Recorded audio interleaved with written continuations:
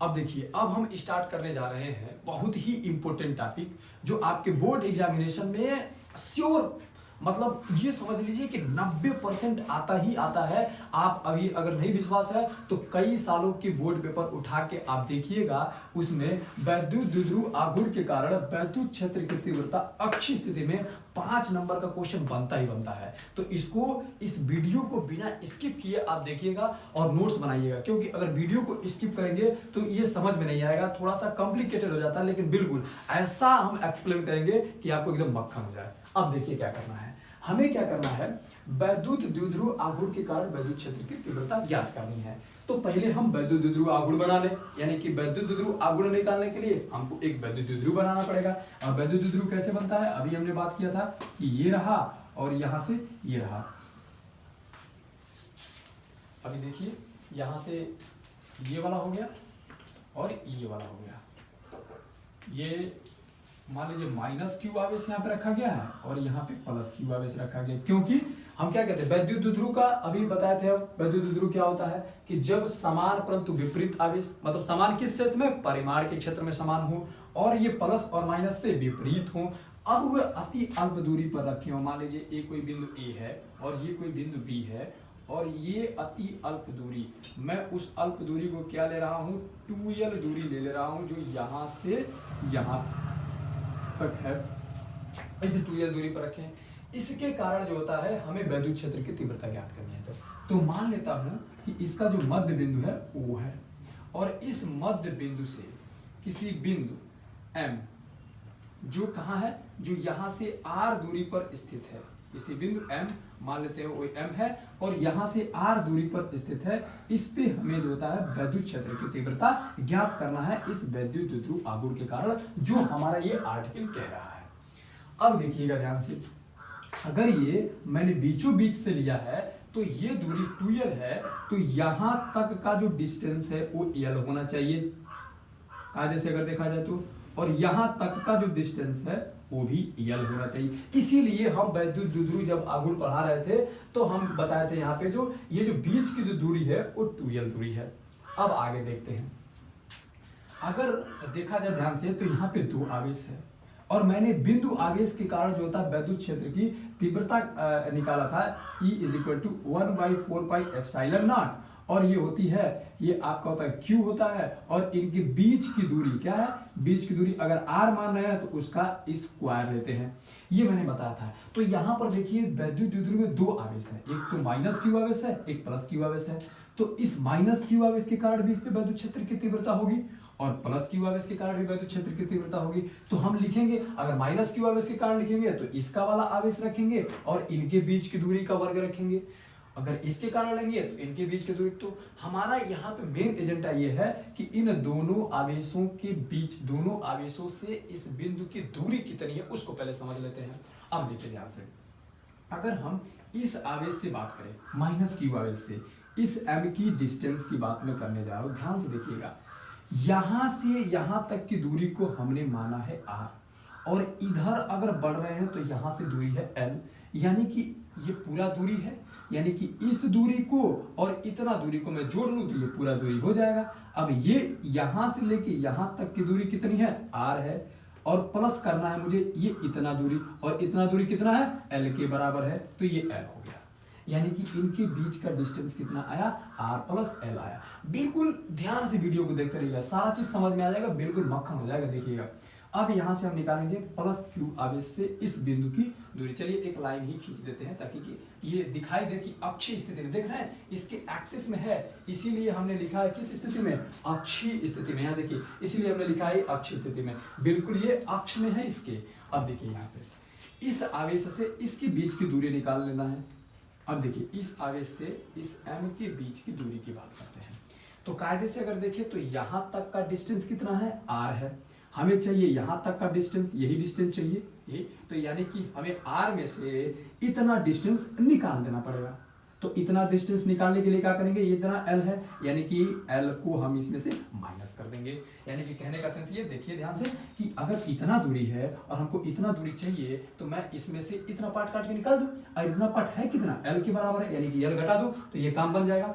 अब यही चीज हम यहाँ पे लिखने जा रहे हैं, अब इसका जो चीज मैंने फिगर सब कुछ कह देता है। अगर आप बोर्ड एग्जामिनेशन में इस टाइप का फिगर अगर बना देते हैं तो बेहद ही जो एग्जामिनर होंगे, अगर एग्जामिनर लोग आपकी कॉपी को जांचते हैं, चेक करते हैं, तो ये जो फिगर है सारा कुछ बता देता है। एग्जामिनर समझ जाएगा कि आपने क्या किया है इसमें।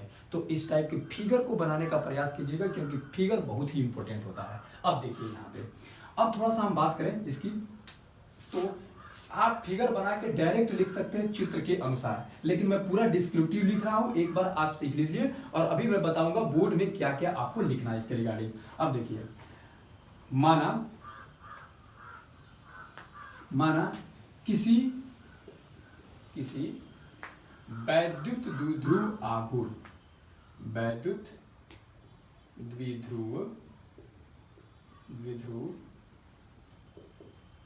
आघूर्ण P, अब वैद्युत द्विध्रुव आघूर्ण कितना होगा, P is equal to Q into 2L। थोड़ी देर के लिए मैंने जो लिया हुआ है यहाँ पे Q इंटू 2L, और ये मैग्नीट्यूड है, तो मैग्नीट्यूड को रिप्रेजेंट करने के लिए इस टाइप के साइन को, किसी वैद्युत द्विध्रुव आघूर्ण के कारण इसके मध्य बिंदु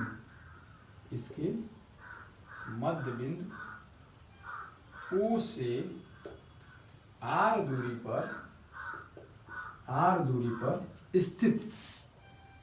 पर स्थित किसी बिंदु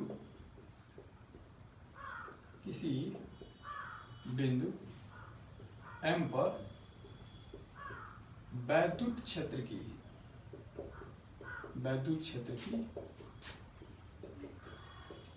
तीव्रता ज्ञात करनी है।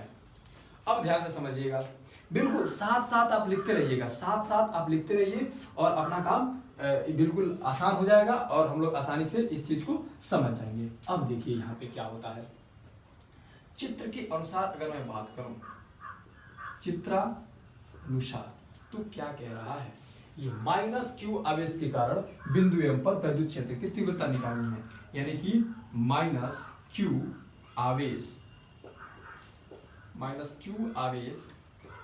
के कारण वैद्युत क्षेत्र की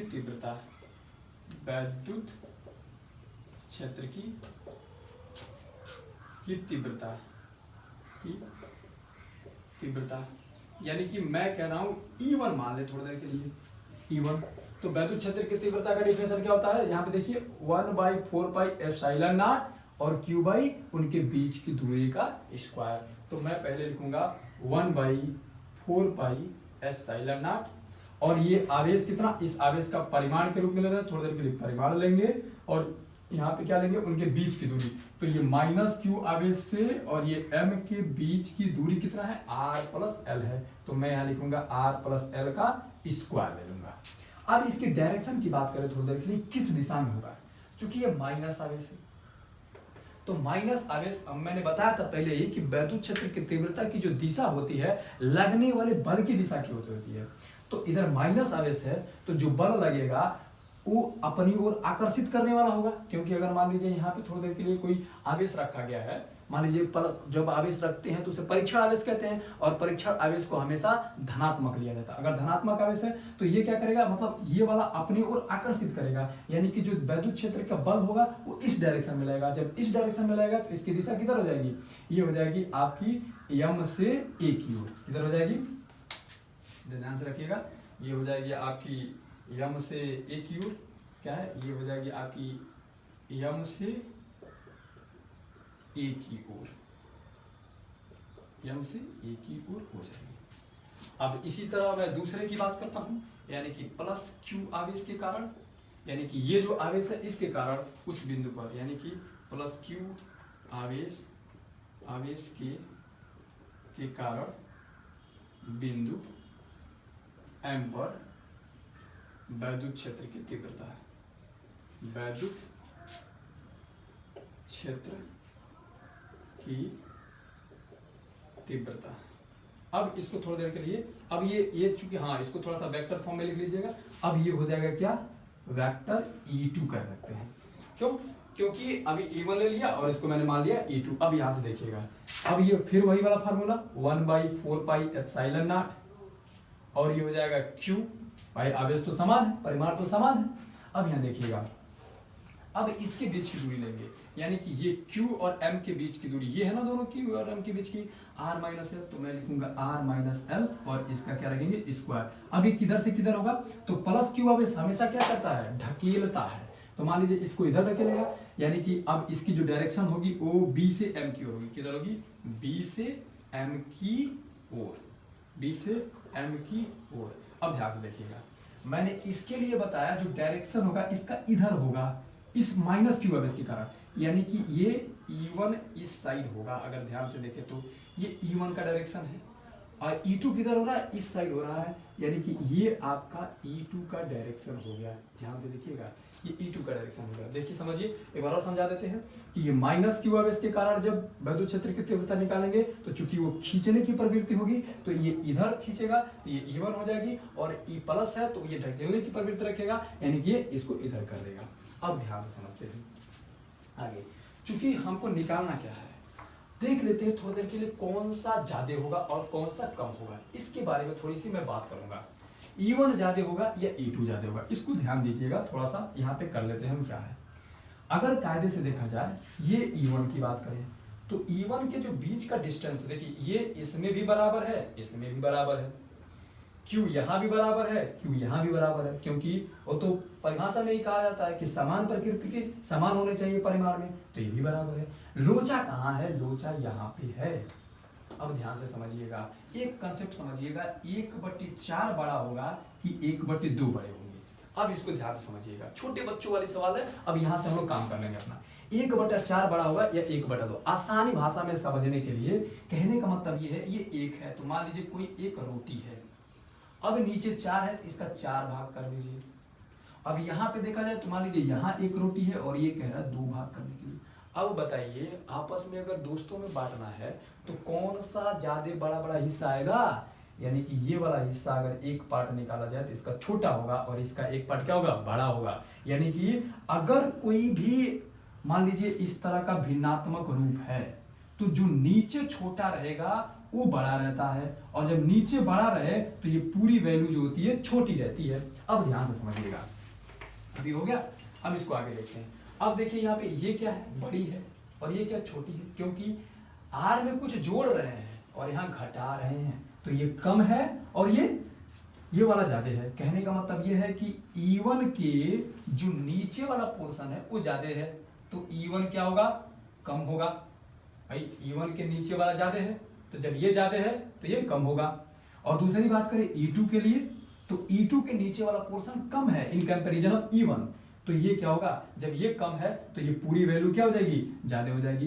तो अब देखिए, जो ज्यादा है उसको कायदे से 2 लड्डू दे दीजिए और जो कम है उसको 1 लड्डू दे दीजिए, जैसे बांटते हैं वैसे ही, और ये इस टाइप का वो हो जाएगा। तो यहाँ ऐसे लिख लीजिए, तो ये वाली चीजें हो गई, और यहाँ वेक्टर आप लगा सकते हैं क्योंकि आप परिमाण लिख रहे हैं तो परिमाण, और वैसे भी आप परिमाण को लिख सकते हैं, जरूरी नहीं है कि ये मॉड लगाना, आप ऐसे भी लिख सकते हैं कि E1, और ये इस तरह से आप ऐसे भी लिख सकते हैं, कोई दिक्कत नहीं है। अब हम क्या करेंगे, परिमाण की बात, पूरा मतलब ये तो पहले आवेश के कारण, दूसरे आवेश के कारण, अब नेट कितना होगा, मतलब पूरा दोनों का मिला करके कितनी विद्युत क्षेत्र की तीव्रताएं होंगी उसकी बात करेंगे। यानी कि अब यहां पे लिखने जा रहा हूं कि नेट, यहां पे लिख लीजिएगा एक, चूंकि E1 is less than E2, यानी कि E1 छोटा है E2 से, तब यहां पे क्या हो जाएगी, बिंदु M पर नेट वैद्युत क्षेत्र की तीव्रता, नेट का मतलब पूरा, नेट वैद्युत क्षेत्र की तीव्रता E। अब चूंकि अक्षीय स्थिति है, इसको अंग्रेजी में कहते हैं एक्सियल पोजीशन, एक्सियल का A, तो इसलिए मैं यहां पे लिखने जा रहा हूं A, इससे पता चलेगा ये अक्षीय स्थिति में है। अब ये हो जाएगा E1 और माइनस का क्या होगा, सॉरी कौन बड़ा है, E2 बड़ा है, तो E2 में से आप छोटे वाले E1 को घटा दीजिएगा, यानी कि जो बड़ा है उसमें से आप छोटे वाले को माइनस कर देंगे तो निकल जाएगा हमारा। क्योंकि यूं समझिए, अगर ध्यान से देखा जाए, अगर वैसे भी देख लिया जाए कि मान लीजिए कि मैं ऐसे खड़ा हूं और दो बलवान मुझे पकड़ के खींच रहे हैं, सपोज कर लीजिए कि मैं फटने वाला नहीं हूं, तो मैं किधर जाऊंगा? तो जिसका बल ज्यादा होगा मैं उधर जाऊंगा। सेम उसी प्रकार से ये भी उधर जाएगा जिसका ज्यादा होगा, तो इसलिए ज्यादा में से कम वाले का कोई वैल्यू ही नहीं रहेगी, यानी कम वाला वैसे ही लेके चला जाएगा। तो इसी तरह से हम क्या करेंगे, कम वाले को इस छोटे बड़े वाले में से घटा देंगे जो हमारा बड़ा है। अब यहाँ से समझिएगा, अब इन्हीं सब की वैल्यू को जो जो यहाँ पे आया हुआ है इसको हम यहाँ पे रख देंगे और हमारा एक मस्त इक्वेशन फार्मूला बन के आ जाएगा और उसी को हम बोर्ड में एग्जाम में कर देंगे, 5 नंबर का तैयार हो जाएगा हमारा। तो यहाँ पे E2 की बात करें तो अब इन्हीं E2 और E1 की वैल्यू को उठा के रख देंगे, हमारा एक मस्त इक्वेशन, एक फार्मूला बन के तैयार हो जाएगा जो हमारा 5 नंबर का तैयार हो जाएगा। अब यहाँ से देखिएगा, तो EA is equal to EA for axial position वाला। अब यहाँ देखिए 2 का फॉर्मूला रखिए, 2 क्या है 1/4 pi epsilon not, 1/4 pi epsilon naught, और यहाँ पे आपका हो जाएगा Q अपान ये R माइनस L का होल स्क्वायर, और इधर आप अगर देखेंगे ध्यान से तो ये माइनस हो गया और ये 1/4 पाई एप्सिलॉन नॉट और ये Q और ये हो जाएगा R प्लस L का होल स्क्वायर हो जाएगा। अब देखिए इसी चीज को हमें सॉल्व करना है। अब यहाँ पे देखिए थोड़ा सा सॉल्व करते हैं। अब इन दोनों ध्यान से अगर देखेंगे तो यहाँ पे Q 1/4 पाई एप्सिलॉन नॉट और यहाँ पे भी है Q 1/4 पाई एप्सिलॉन नॉट, यानी कि ये दोनों हम कॉमन ले सकते हैं। तो यहाँ पे मैं लिख रहा हूँ Q, क्योंकि Q का 1 में मल्टीप्लाई कराएंगे 1 हो जाएगा, क्योंकि 5 का अगर 1 में मल्टीप्लाई कराएंगे तो 5 आ जाएगा, यानी कि 5 एकन्ने 5, 2 एकन्ने 2, उसी प्रकार से Q एकन्ने Q हो जाएगा। और ये 4 पाई एप्सिलॉन नॉट और यहाँ पे आप लिख सकते हैं इसको, ये दोनों में से कॉमन निकल गया, ये 1 अपान R माइनस L का ये हो जाएगा होल स्क्वायर और ये माइनस हो जाएगा आपका ये 1 अपान R प्लस L का होल स्क्वायर। ये यहाँ पे बन करके तैयार हो जाता है। तो अभी आप यहाँ तक स्क्रीनशॉट ले लीजिए और फिर उसके बाद हम इसको ऊपर फिर से करेंगे अच्छे से, और आप यहाँ तक स्क्रीनशॉट लीजिए और फिर उसके बाद आगे हम देखेंगे। अब इसी चीज को हम यहाँ पे सॉल्व करने जा रहे हैं। देखिए तो EA इज इक्वल टू हो जाएगा Q/4 पाई एप्सिलॉन नॉट, यहाँ आप लिख सकते हैं और इसको थोड़ा सा अरेंज करते हैं। अब देखिए ये वही वाला फॉर्मूला है जैसे कि हम एलसीएम लेकर के काम करते हैं। तो ये R माइनस L हो गया और ये एक कोष्टक में हो गया और यहाँ पे लिख सकते हैं R प्लस L और एक कोष्टक में हो गया, और दोनों का स्क्वायर आप ऐसे लिख सकते हैं एकदम आराम से, कोई दिक्कत नहीं है। आप दोनों का स्क्वायर ऐसे लिख सकते हैं, ये भी है और ये भी है, दोनों के ऊपर स्क्वायर है। तो आपके कहेंगे एक कोष्टक में इसको कर लीजिए, एक कोष्टक में इसको कर लीजिए और दोनों का आप कर दीजिए स्क्वायर, तो आप यहाँ पे लिख सकते हैं। अब देखिए यहाँ पे क्रॉस मल्टीप्लिकेशन वाला रूल लगाइएगा। ऐसे देखिए इसका इधर मल्टीप्लिकेशन होगा और इसका इधर होगा, तो इसका इधर करेंगे तो ये R प्लस L का होल स्क्वायर ये इधर चला जाएगा, बीच में क्या है माइनस है तो माइनस लगा दीजिए और ये इधर चल जाएगा, यानी कि R माइनस L का होल स्क्वायर हो जाएगा। अब इसी एक्सप्रेशन को हम सॉल्व करने जा रहे हैं। अब देखिए हम लोग क्या है कि छोटे क्लासेस में देखिएगा ध्यान से कि छोटे क्लासेस में एक चीज पढ़े होंगे कि a प्लस बी का होल स्क्वायर। अब देखिए अगर एक कोष्टक में a प्लस बी है और एक कोष्टक में a माइनस बी है तो ये हो जाता है a स्क्वायर माइनस का b स्क्वायर। अब देखिए इन दोनों का शकल और सूरत बिल्कुल ऐसे मैच कर रही है, यानी कि एक कोष्टक में कह सकते हैं R प्लस L है जैसे यहाँ a प्लस बी है, उसी प्रकार से यहाँ R माइनस L है जैसे यहाँ पे a माइनस बी है।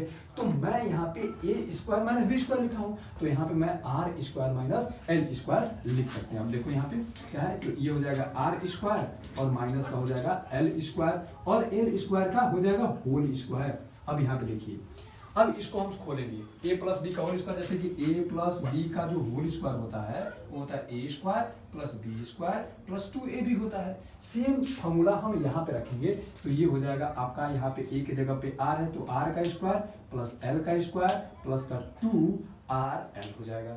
बाकी यहाँ माइनस है तो माइनस है तो अभी थोड़ी देर के लिए कोष्टक लगा के चलिए, क्योंकि जब माइनस हटता है तो चिन्ह बदलता है, इसलिए कोष्टक को मैंने लगा के रखा है। अब यहाँ देखिए आर स्क्वायर हो जाएगा प्लस का एल स्क्वायर हो जाएगा। लेकिन जब यहाँ माइनस रहता है तो ए माइनस बी का जब होल स्क्वायर लिखते हैं तो हम लिखते हैं क्या, a square plus B square minus 2ab आ जाता है। उसी प्रकार से यहाँ जब माइनस है तो आप यहाँ पे माइनस 2rl लगाएंगे। अब देखिए आगे की प्रोसेस को सॉल्व करते हैं। ये आ गया और ये q/4πε0 हो गया। और यहाँ तो सिंपल मैथमेटिक्स है, बिल्कुल घबराने की जरूरत नहीं है, बिल्कुल इत्मीनान से स्टेप बाय स्टेप आप देखिए बिल्कुल क्लियर हो जाएगा, आपको फार्मूला एकदम याद ही हो जाएगा। देखिए ये हो जाएगा आर स्क्वायर प्लस का एल स्क्वायर, ऊपर वाला टर्म को लिख रहे हैं प्लस में 2rl हो जाएगा और माइनस का। अब देखिए यहाँ माइनस हो जाएगा आर स्क्वायर और यहाँ पे प्लस और माइनस माइनस होता है इसलिए माइनस हो जाएगा और यहाँ पे माइनस और माइनस मिलकर के प्लस हो जाएगा और ये 2rl हो जाएगा। इसको थोड़ा सा छोटा कर देते हैं, ये रहा। अब ये हो गया यहाँ पे, अब ये हो जाएगा R square minus L square और ये हो जाएगा इसका होल स्क्वायर।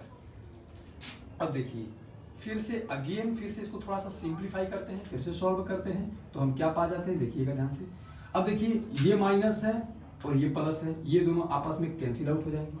फिर उसके बाद ये भी देखिए, ये भी दोनों आपस में कैंसिल आउट हो जाएंगे और 2 मिलके यानी कि 2rl और 2rl मिलके कितने 4rl हो जाएंगे। तो यहाँ पे लिख सकते हैं 4rl, जैसे कहते हैं ना कि एक आम मिलके 2 आम हो जाता है, उसी प्रकार से 1rl और 2rl मिलके कितने हो जाएंगे 4rl हो जाएंगे। और यहाँ पे r स्क्वायर माइनस का l स्क्वायर का ये हो जाएगा होल स्क्वायर, ये चीजें बनके तैयार हो जाती है।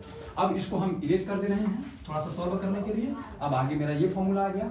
अब जानिए इसको EA हो जाएगा। अब इसको थोड़ा सा रीअरेंज करते हैं ताकि कि हम अच्छे से उस सकल सूरत में आ सके जिस टाइप का अच्छी स्थिति में वैद्युत क्षेत्र की तीव्रता की फॉर्मूला होता है। अब देखिए यहाँ पे जैसे वो था कि 1/4πε0 ही लिख देते हैं और यहाँ देखिएगा, चलिए इसको हटा ही देते हैं। अब यहाँ देखिए Q यहाँ से निकाल रहे हैं तो ये Q आ गया। अब ये 2 है तो मैं यहाँ पे 2 निकाल लिया, इस 4 का 2 निकाला और ये L इसके साथ रखा, ठीक है। और यहाँ पे 2rl निकालिए, ध्यान से समझिएगा। इस 4 को हमने 2 और 2 के रूप में तोड़ दिया है और l को इस 2 के साथ ले लिया और r को इस 2 के साथ रखे हैं और यहाँ पे देखिए आर स्क्वायर माइनस का एल स्क्वायर का होल स्क्वायर हो जाएगा। अब इसकी सकल सूरत को ध्यान से अगर आप देखें तो एक चीज आप पाएंगे क्या कि यहाँ पे Q इंटू 2L आ गया। और मैं आपको बताया था जो वैद्युत द्विध्रुव आघूर्ण होता है P वो होता है कितना, Q इंटू 2L ही तो होगा। क्यों? क्योंकि कोई एक परिमाण तथा उनके बीच की जो दूरी 2L है उसी को लेंगे। तो इसके जगह पे, इस पूरे के जगह पे आप P पुट कर सकते हैं। तो यहाँ पे रखिए P, ये 1/4πε0 हो जाएगा और ये हो जाएगा क्या, ये आपका हो जाएगा P और यहाँ पे ये 2 को इधर रख रहे हैं और ये हो जाएगा R और ये हो जाएगा आपका R स्क्वायर और ये हो जाएगा L स्क्वायर का होल स्क्वायर। या तो आप ये फॉर्मूला लिखिए, ये भी सही है, और आप ये वाला फॉर्मूला भी लिख सकते हैं, इसमें कोई दिक्कत नहीं आएगी। अब देखिए चूंकि वैद्युत क्षेत्र की तीव्रता हम जानते हैं वो किस रूप में होती है, सदिश रूप में होती है। तो थोड़ी दिशा की बात करते थे। कायदे से अगर हम बात करें तो ये देखिए हमारा कौन वाला ज्यादा है, हमारा ये E2 ज्यादा है, E2 ज्यादा है ना। तो ये अगर दोनों में खिंचाव होगा, जैसे हमने बताया था कि अगर मान लीजिए हम ऐसे खड़े हैं और 2 बलवान हमें खींच रहे हैं तो मैं किधर जाऊंगा, मैं फट नहीं रहा हूं थोड़ी देर के लिए, तो मैं किधर जाऊंगा, जिधर जो ज्यादा बल होगा उधर जाऊंगा मैं। उसी प्रकार से मैंने आपको बताया, अभी आगे मैंने लिखा था कि E2 जो होता है E1 से ज्यादा है, यानी कि इसका प्रभाव अधिक होगा, यानी कि इस ओर होगा। और मैंने वैद्युत द्विध्रुव आघूर्ण की दिशा भी आपको बताई थी, जो -q आवेश से +q आवेश की होती है। तो इस P की जो डायरेक्शन है, P की डायरेक्शन भी इधर है और जो नेट वैद्युत क्षेत्र आ रहा है उसकी भी डायरेक्शन इधर है। यानी कि इसको हम वेक्टर स्वरूप में अगर लिखना चाहें तो यहाँ पे मैं लिखूंगा इस तरह से, क्या कि वेक्टर स्वरूप में अगर मैं लिखूं इसको तो मैं लिखूंगा EA इस तरह से, और यहाँ पे हो जाएगा आपका 1/4πε0 और ये हो जाएगा 2 और P पे वेक्टर लगाऊंगा और ये हो जाएगा R और ये हो जाएगा R स्क्वायर माइनस का L स्क्वायर का होल स्क्वायर हो जाएगा। अच्छा ये जा किधर रहा है, जा इधर रहा है, यानी कि किधर, A से M की ओर, इस डायरेक्शन में है। क्या है? इस डायरेक्शन में है, यानी कि ए से एम की ओर जा रहा है, यानी कि इसको मैं लिख सकता हूं ए से एम की ओर, ए से एम की ओर जाएगा। ठीक है, तो ये इधर जाएगा। अब जो होता है थोड़ा सा और इसको सॉल्व करना है। अगर मान लीजिए थोड़ा सा और सॉल्व करना है तो इसको आप यहाँ पे स्क्रीनशॉट ले लीजिए। अब मैं आगे इसको और सॉल्व करने जा रहा हूँ, तो यहाँ तक का आप स्क्रीनशॉट लीजिए पहले। यदि अगर देखिए यहाँ पे, यदि ये जो L है, ये जो L है इस R की तुलना में बहुत छोटा है, यानी कि छोटे द्विध्रुव आघूर्ण के कारण, अगर ये दूरी छोटी हो जाए L तो छोटे द्विध्रुव के कारण बात करेंगे। तो जब छोटे द्विध्रुव के कारण बात करेंगे तो हम ये देखिए इसकी फॉर्मूला कैसे हो जाएगा, EA इज इक्वल टू 1/4 पाई, ये हो जाएगा एप्सिलॉन, और ये जो होता है 2p, और ये जो R है। अब जब ये बहुत छोटा है इससे R की तुलना में, तो इसको हम निगलेक्ट कर देंगे, यानी कि L को हम निगलेक्ट कर देंगे। तो यहाँ पे क्या बच जाएगा, केवल R स्क्वायर बच जाएगा, और L वाला टर्म क्या हो जाएगा, खत्म हो जाएगा। क्यों? क्योंकि L का जो मान है मैंने ले लिया इस बहुत छोटा। ये पूछा जाता है बोर्ड एग्जामिनेशन में कि किसी छोटे वैद्युत द्विध्रुव आघूर्ण के कारण अक्षीय स्थिति में विद्युत क्षेत्र की तीव्रता ज्ञात कीजिए। तो छोटे का मतलब अगर उस तरह से पूछ दिया तो आप यहाँ तक आएंगे, अगर छोटे वैद्युत द्विध्रुव आघूर्ण के कारण पूछ दिया तो आपको ये आगे की प्रोसेस करनी पड़ेगी। मतलब L जो होता है इसकी तुलना में बहुत छोटा हो तो L को आप निगलेक्ट कर देंगे, तो क्या बच गया, केवल R स्क्वायर बच गया और इसका स्क्वायर बच गया, यानी कि EA is equal to 1/4 pi epsilon naught, और ये हो जाएगा 2p, और ये R हो गया, और R टू द पावर 4 हो गया। इसको काटेंगे तो ये कट जाएगा, तो ये हो जाएगा EA, और ये 1/4 पाई एप्सिलॉन नॉट हो जाएगा, और यहाँ पे हो जाएगा 2p, और ये हो जाएगा R3। ये फॉर्मूला आपका इस रूप में आ गया। आप वेक्टर स्वरूप में भी इसको लिख सकते हैं, कोई दिक्कत नहीं है कि आप वेक्टर लगा लीजिए। Vector EA is equal to 1/4 pi epsilon naught और 2, और वेक्टर लगा दीजिए यहाँ पे, और ये हो जाएगा R3। इस रूप में भी आप इसको आप ऐसे लिख सकते हैं। तो ये रहा आपका ये पूरा वाला, और ये चीज़ मैं इरेज कर दे रहा हूँ यहाँ पे, और आप इसका अगेन एक बार और आप इसका स्क्रीनशॉट ले लीजिए और इसका हैंड रिटन नोट बनाइए, और बहुत ही बेहतरीन नोट्स बनेगा आपके बोर्ड एग्जामिनेशन में। बेहद ये 5 नंबर का क्वेश्चन बनता है, बहुत ही इंपॉर्टेंट है, एकदम मोस्ट इंपॉर्टेंट, इसको लगा लीजिएगा क्योंकि बोर्ड एग्जामिनेशन में आता है। अगर उस तरह से पूछेगा तो आप वहां तक निकालेंगे, अगर किसी छोटे वैद्युत द्विध्रुव आघूर्ण के लिए पूछेगा तो आपको इतना प्रोसेस यहाँ तक पहुंचना पड़ेगा।